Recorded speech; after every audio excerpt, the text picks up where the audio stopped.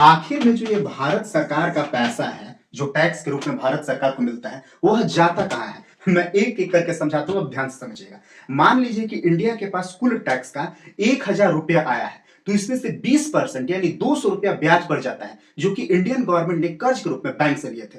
अब फिर से ₹200 यानी 20% स्टेट गवर्नमेंट को जाता है, क्योंकि सारे के सारे इंडियन गवर्नमेंट के पास यहीं से पैसे आते हैं, जिन्हें रिटर्न भी करना पड़ता है। अब 16% रुपए यानी ₹160 सेंट्रल गवर्नमेंट की सरकार को जाता है, ताकि वे अपने नए-नए स्कीम को अपडेट कर सके। फिर 16% यानी ₹160 ही खर्च होता है फाइनेंशियल कमीशन में, जिसमें आपका सैलरी हो जाएगा, पेंशन हो जाएगा, एक्सेट्रा एक्सेट्रा हो जाएगा।